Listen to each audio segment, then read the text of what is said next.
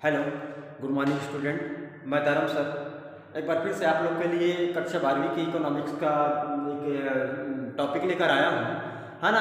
ये जो हमारा टॉपिक है छत्तीसगढ़ माध्यमिक शिक्षा मंडल के सिलेबस के अनुसार, तो ये हमारा ये चौथा यूनिट के अंतर्गत है। अरे समझ रहे हैं, है ना। कक्षा 12वीं का जो इकोनॉमिक्स का जो है ये जो सिलेबस है छत्तीसगढ़ माध्यमिक शिक्षा मंडल की जो सिलेबस में है, ये चौथे यूनिट में है ना। किंतु अगर हम पुस्तक के अंतर्गत हम ढूंढें तो ये हमको 5वां यूनिट में मिलेगा। अरे समझना, ये हमको किस में मिलेगा? 5वां यूनिट में मिलेगा या 5वीं इकाई में मिलेगा। ठीक है, तो आइए आज हम पढ़ेंगे इकाई 4 के अध्याय 16 के अंतर्गत। इससे पहले हम पढ़े थे भारत की राष्ट्रीय आय में धीमी गति से वृद्धि के कारण पढ़े थे। ठीक है, तो इस वीडियो में हम पढ़ेंगे भारत की राष्ट्रीय आय में वृद्धि हेतु सुझाव। अरे समझना, है ना।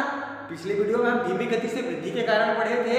अब हम पढ़ेंगे भारत की राष्ट्रीय आय में वृद्धि करने के लिए क्या क्या सुझाव दिए जा सकते हैं, है ना। या ऐसा क्या किया जा सकता है कि जिससे भारत की राष्ट्रीय आय में तीव्र गति से वृद्धि हो सके, है ना। तो इन्हीं सुझाव को हम लेकर आए हैं इस वीडियो के अंतर्गत, है ना। और ये भी मोस्ट टाइम प्रश्न बनता है और हर साल पूछा भी जाता है ना। क्योंकि आप लोग को पता होगा कि जो 12वीं का जो परीक्षा है ये ABC सेट में आता है, तो उस सेट में, है ना, यहाँ से हर साल प्रश्न पूछे ही जाते हैं। मोस्ट टाइम प्रश्न बनता है कि भारत की राष्ट्रीय आय में है ना वृद्धि हेतु आवश्यक सुझाव दीजिए करके। ठीक है, तो उस सुझाव को हम यहाँ पढ़ेंगे। तो सबसे पहला सुझाव प्राकृतिक संसाधनों का उचित उपयोग, है ना। पहला सुझाव क्या है?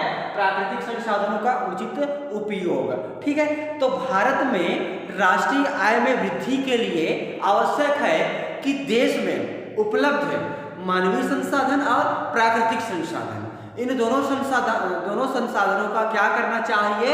समुचित ढंग से उपयोग किया जाना आवश्यक है या किया जाना चाहिए, है ना। अगर देश में उपलब्ध संसाधनों का समुचित या उचित ढंग से प्रयोग किया जाएगा तो राष्ट्रीय आय क्या हो जाएगी?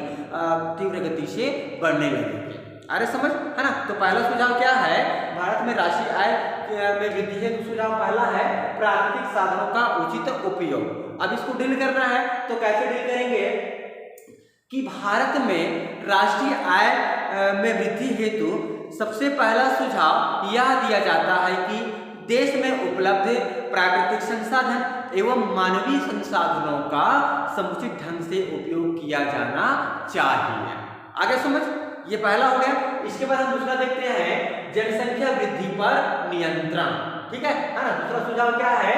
जनसंख्या वृद्धि पर नियंत्रण। ठीक है, तो क्या डील कैसे करेंगे कि भारत में राष्ट्रीय आय में वृद्धि करने के लिए यह आवश्यक है कि तीव्र गति से बढ़ती हुई जनसंख्या पर क्या करना चाहिए? नियंत्रण किया जाना चाहिए। ठीक है, जब जनसंख्या पर तीव्र गति से नियंत्रण किया जाएगा तो राष्ट्रीय आय क्या हो जाएगी? तीव्र गति से बढ़नी शुरू हो जाएगी। आगे समझ। ठीक है, एक बार फिर से सुनते हैं क्या बोलते हैं कि भारत में राष्ट्रीय आय में वृद्धि हेतु यह सुझाव दिया जाता है कि भारत में तीव्र गति से बढ़ती हुई जनसंख्या पर नियंत्रण किया जाना आवश्यक है। आगे समझ। इसके बाद तीसरा सुझाव है बचतों को प्रोत्साहन एवं पूंजी निर्माण। ठीक है ना। भारत में राष्ट्रीय आय में वृद्धि हेतु यह सुझाव दिया जाता है कि भारत, है ना, भारत के लोगों की जो बचत करने की शक्ति है उनको क्या किया जाना चाहिए? प्रोत्साहित किया जाना चाहिए, है ना। प्रोत्साहित किया जाना चाहिए तथा पूंजी निर्माण करने की, है ना, प्रेरणा या प्रोत्साहित किया जाना चाहिए। ठीक है, पूंजी निर्माण करने के लिए भी प्रोत्साहित किया जाना चाहिए और बचत करने की जो इच्छा शक्ति है ना, उनको भी क्या किया जाना चाहिए? प्रोत्साहित किया जाना चाहिए। ठीक है, ये बचत करने की इच्छा शक्ति कैसे प्रोत्साहित होगी कि लोगों को अधिक ब्याज, मतलब जमा राशि पर अधिक ब्याज दर देना, है ना, और कई तरीके से प्रोत्साहित किया जा सकता है। ठीक है, तो इससे क्या हो जाएगी? राष्ट्रीय आय बढ़ जाएगी तीव्र गति से। अरे समझ, एक बार फिर से देखते हैं क्या बोलते हैं। तीसरा है बचतों को प्रोत्साहन एवं पूंजी निर्माण। ठीक है, तो डील करेंगे, कैसे डील करेंगे? भारत में राष्ट्रीय आय की वृद्धि हेतु यह सुझाव दिया जाता है कि भारत के लोगों की जो बचत करने की शक्ति है उनको क्या किया जाना चाहिए? प्रोत्साहित किया जाना चाहिए। तथा पूंजी निर्माण करने के लिए भी क्या किया जाना चाहिए, प्रोत्साहित किया जाना चाहिए। आगे समझ। इसके बाद हम तीसरा देखते हैं, कृषि का आधुनिकीकरण करना। क्या करना, कृषि का आधुनिकीकरण करना। ठीक है, अब हमको पहले ही पता है कि भारत एक कृषि प्रधान देश है। भारत के लगभग 70% जनसंख्या आज भी कृषि कार्यों पर लगी हुई है। किंतु भारत में कृषि कार्य आज भी कैसे किया जाता है, परंपरागत तकनीकों के माध्यम से कृषि कार्य किया जाता है। और जब परंपरागत तकनीकों से कृषि कार्य किया जाएगा तो उसमें लागत अधिक आएगी। अरे समझना, लागत अधिक आएगी और उत्पादन क्या होगा, कम होगा। और उत्पादन कम होगा तो आय भी कम होगा, आय कम होगी तो राष्ट्रीय आय भी कम होगी। ठीक है, लेकिन अब इसको दूर करने के लिए, सुझाव के लिए क्या कर रहे हैं कि कृषि का आधुनिकीकरण करना है। मतलब नई नई तकनीकों के माध्यम से कृषि करना है। जैसे हल और बैल की जगह हार्वेस्टर या थ्रेशर का उपयोग करना।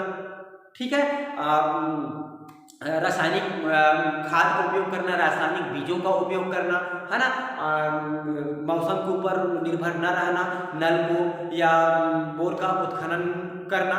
ठीक है, तो ये सब किसके अंतर्गत आते हैं, आधुनिकीकरण के अंतर्गत आते हैं।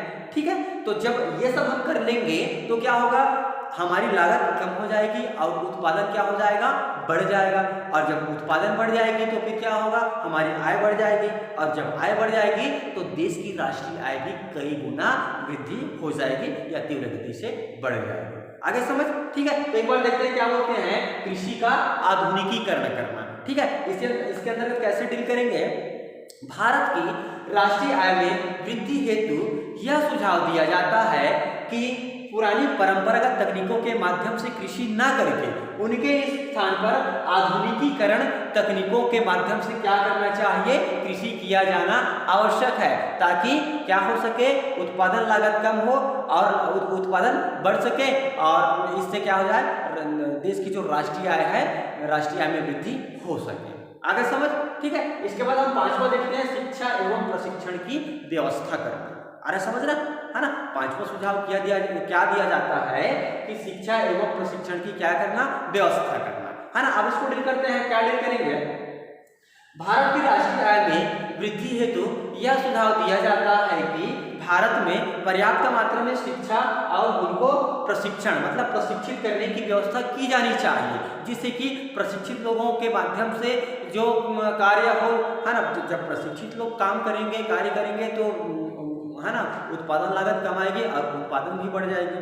ठीक है, उत्पादन बढ़ जाएगी तो फिर आय भी बढ़ जाएगी, आय बढ़ेगी तो फिर राष्ट्रीय आय भी बढ़ जाएगी। ठीक है, आगे समझ। तो कैसे डील करेंगे, भारत में राष्ट्रीय आय में वृद्धि हेतु यह सुझाव दिया जाता है कि भारत में शिक्षा एवं उनको प्रशिक्षित करने की व्यवस्था किया जाना चाहिए। आगे समझ। ठीक है, इसके बाद हम देखते हैं, छठवां है, साहसियों को पर्याप्त सुविधाएं एवं प्रेरणाएं। क्या बोल रहे हैं, साहसी या उद्यमी, है ना, साहसियों को पर्याप्त सुविधाएं एवं प्रेरणाएं। जो साहसी वर्ग है या उद्यमी वर्ग है उनको पर्याप्त मात्रा में सुविधाएं दी जानी चाहिए व उनको उत्पादन कार्य करने के लिए प्रेरणाएं दी जानी चाहिए, है ना, ताकि वह आगे बढ़कर उत्पादन कार्य करने के लिए क्या हो सके, तैयार हो सके। अब जब उत्पादन कार्य करने के लिए साहसियों को प्रेरणा व प्रोत्साहन मिलेगा तो उन लोग आगे आएंगे कार्य करने के लिए। ठीक है, और जब कार्य करने के लिए आगे आएंगे तो है ना, तो उत्पादन भी बढ़ेगी, आय बढ़ेगी और इस प्रकार राष्ट्रीय आय भी क्या हो जाएगी, बढ़ जाएगी। अब यहाँ एक प्रश्न आता है, साहसियों को पर्याप्त सुविधाएं एवं प्रेरणाएं। तो सरकार साहसियों को कई प्रकार की सुविधाएं दे सकती है या प्रेरणाएं दे सकती है, जैसे सब्सिडी दे सकती है उनको उद्योग धंधे स्थापित करने के लिए, सब्सिडी, है ना, या तो और है ना, भूमि की व्यवस्था कर सकती है सरकार उद्योग धंधे स्थापित करने के लिए। ठीक है, तो इस प्रकार से सरकार उनको क्या कर सकते हैं, प्रेरणा और सुविधाएं दे सकती है, जिससे कि राष्ट्रीय आय में वृद्धि हो जाएगी। आगे समझ। ठीक है, तो ये आज हम 6 पॉइंट पढ़े भारत में राष्ट्रीय आय की वृद्धि हेतु आवश्यक सुझाव में। पहला सुझाव क्या दिया जाता है, संसाधनों का उचित प्रयोग या उपयोग। दूसरा है जनसंख्या वृद्धि पर नियंत्रण लगाना।